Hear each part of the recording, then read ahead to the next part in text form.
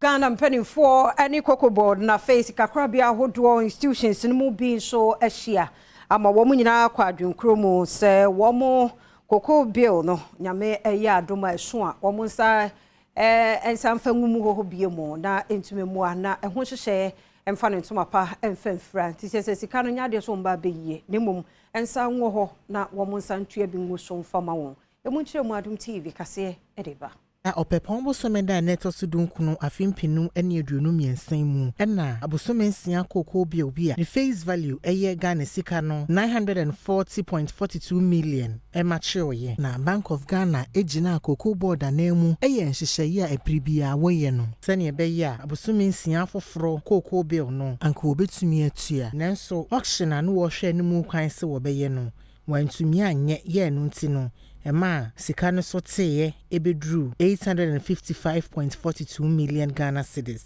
Ne senti efiada opepon bosomeda neto so aduonu afimpinu ene aduonu miensan mu sika krabia hodo cocoa board ene Bank of Ghana eye nhyiamu a wɔnom nyina agitu mu sɛ institutional investors nyina ebetwe wɔnom cocoa bill na amachio no akwa animu amanakwa akoka tender 6155 no ho na nhyiamudie na se no wɔnom nyina agitu mu sɛ wɔbɛyɛ ne saa cocoa bills bi te sɛ Bank of Ghana bills no botaye bi nti ene wo hyɛda ɛyɛyɛ nanso arehosɛm a ɛwɔ mu ne sɛ abeto Bank of Ghana animu sɛ financial institutions bi wɔ hɔnom a wɔnom aton wɔn deɛ no ama ankorankore na sɛ ne ɛbɛyɛ a ankorankore a wɔto cocoa bills no ɔhaw bi a wɔnam mu ɛso bɛtie nti no Bank of Ghana Cocoa board any commercial bank agya to mu say wɔnom bɛma sika krabia hodoɔ no kwan ama wɔnom ɛde cocoa board deposits any placements a wɔwɔ ɛwɔ saa banks ahodoɔ ni mu no etua saa ankorankora yi ya wɔn pɛ sɛ ɔbɛtwe wɔnom cocoa bills no mu no ɛka wɔkyerɛ mu a